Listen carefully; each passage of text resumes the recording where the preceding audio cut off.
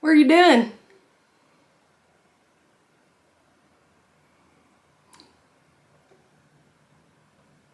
Okay. CJ, car girl from the future here.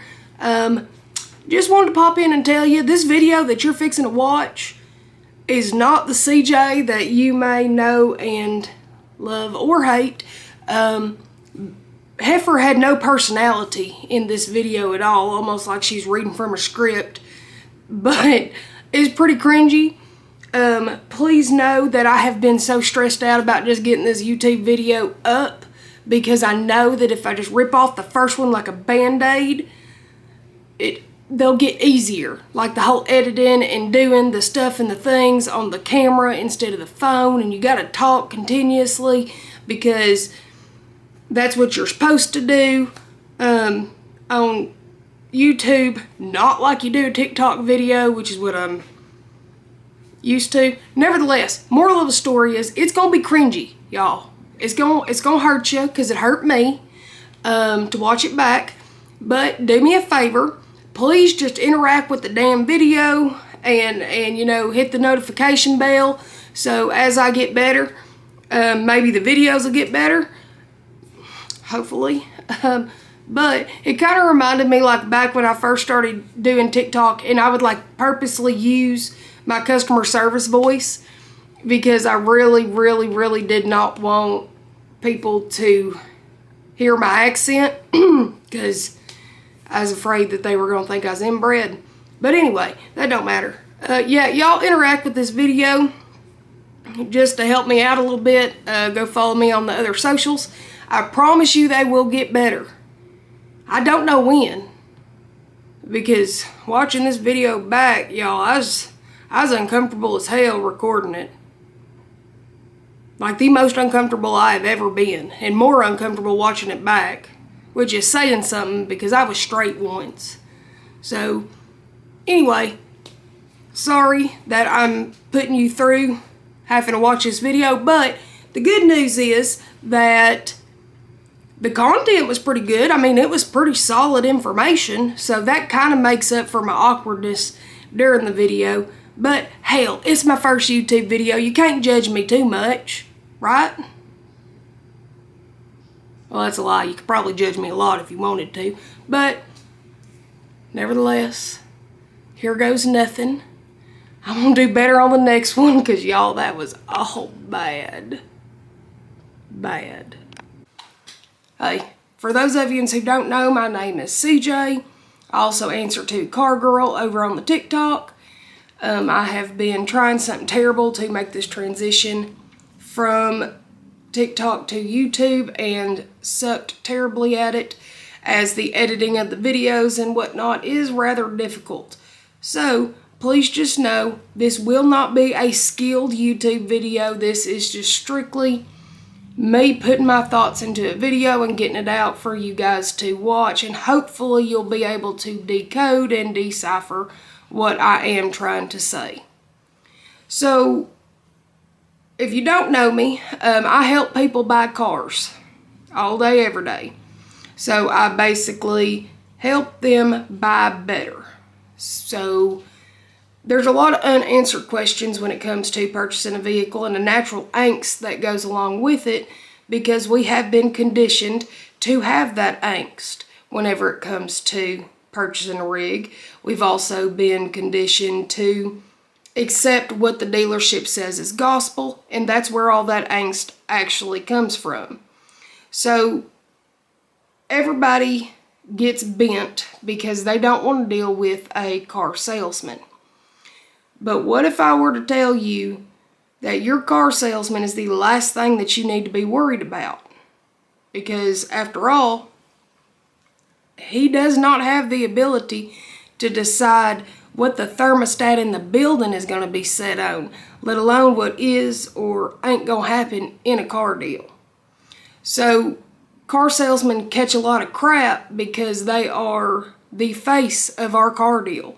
They are the face of our experience, and the guys that actually make the decisions are like the Wizard of freaking Oz behind some curtain somewhere pulling all the strings. So it is important to know the hierarchy of the dealership. So down at the very bottom, you have your car salesman. He is the one who's your face. He's the one that gets you the keys out of the machine and takes you on the test drive and does all the talking. And somebody that does not know may not know that he's not actually the one that works your car deal. So above him is a sales manager. So your sales manager, normally there's a new car and a used car sales manager, and they can both work deals on the other vehicles, but they essentially are above the salesman, and they're the ones that peck the numbers into the computer and actually spit you out the numbers and what the dealership is willing to do. And then above the sales managers, you have, depending on the dealership, you have your general sales manager, who kinda is on the same wavelength as your finance manager. So a lot of the time the misconception that I hear is, oh, well, the salesman went to go talk to the finance man. That's not who he's going to talk to. He's going to his next in the chain of command, which would be his sales manager. Your finance man is the gentleman that is the best salesman in the joint, but he is in charge of selling intangible products. So we're talking your warranties on your wheel and tire, your service contract, your gap insurance, the things that you cannot see or touch. They are literally selling you ideas. And he's also the one that signs you up on your paperwork. So let's not pretend like he's any less than. He is the best salesman in the place. And he did not get into that finance office without probably sitting at the desk first as a sales manager and doing everything else that everybody else can do.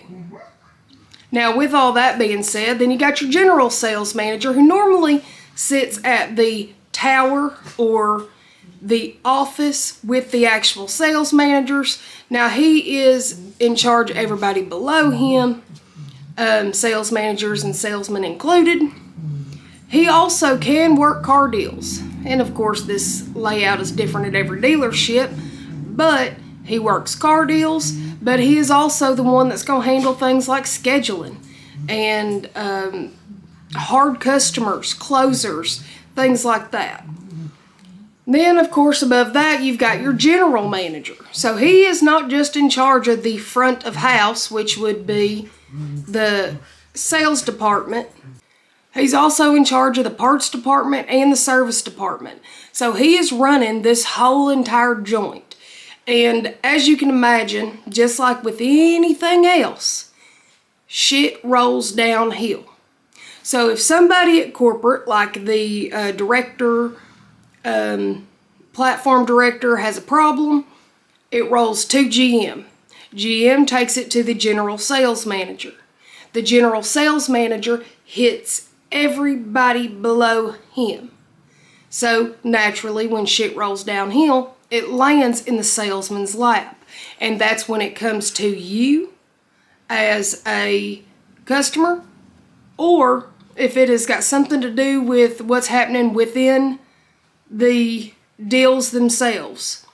So next time that you are getting all bent about having to talk to a salesman, just remember, do not accept a no from somebody you know does not have the ability to say yes. Now, this is the most simple of dealership hierarchies. The bigger the dealership, the more managers you're going to have. So almost every dealership now has an internet manager. In some dealerships, they do in fact work car deals just like a sales manager. They're just in charge of working the internet leads, whereas you've got say a floor manager who may be directly over the salesman and then into the sales managers. You've also got some service concierge, which is the salesman that is responsible for going and pulling people out of the service department who were there just minding their own damn business and getting an oil change, and now all of a sudden they're test driving cars that they do not want to purchase. And they will probably end up purchasing anyway.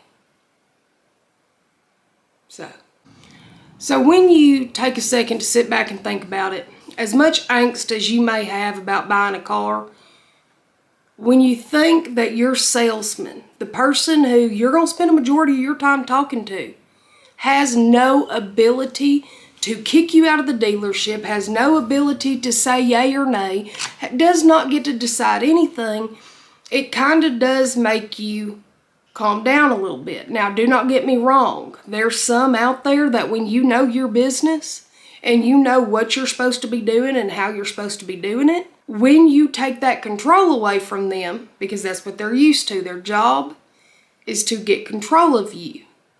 When you take that control away from them, they will become angry and they'll almost treat you kind of bad. But we've got to recondition ourselves to know that in this market we're in, it does not matter if you're not going to give them your business, because they're going to get that business somewhere else. So because the stakes are that high, you've got to remember that whenever they're being low-key hateful to you, you're doing your job. You are doing what you're supposed to be doing. Now, do not ever let somebody just be downright disrespectful to you, but you're not going to be disrespectful to them neither. You've got to go in there with the confidence and take control of the situation. Because a car salesman is taught, make a best friend in 2 minutes. Take control of the situation, and that's how you make your gross. Every time. Every sales training I have ever been in has been the same thing. So, go in knowing that they're going to chat you up. They're going to want to know everything about you there is to know. Your job is to keep your mouth shut and to sell on your feet and price on your seat, just like a car salesman would do. Because the only way that you are ever going to beat them is to join them. Because game recognizes game. And they notice every time that somebody does something that's a little bit car salesman-y. And then before you know it, you'll be hit with, at the end of your car deal, so how long you been in the car business? And I'm here to tell you right now, there is no greater compliment to me and my teachings other than how long you been in the car business. Who do you know in the car business? I swear to God, there's nothing better. So, I appreciate y'all sticking with me through this. I know it was probably pretty messy.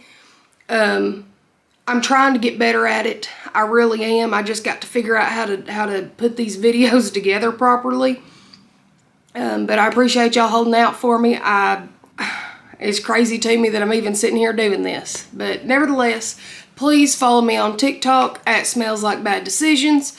I will have it in the description box below. You can also follow me on Instagram because I am trying to get my little blue check mark.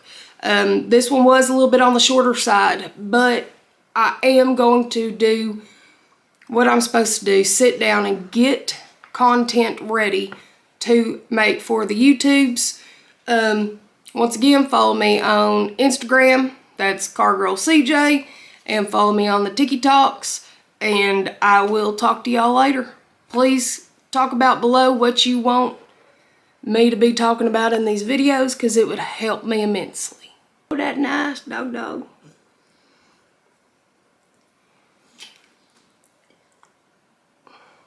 Why you look so mad for? Is you the tootest boy? Are you sleepy? Yeah, is you sleepy?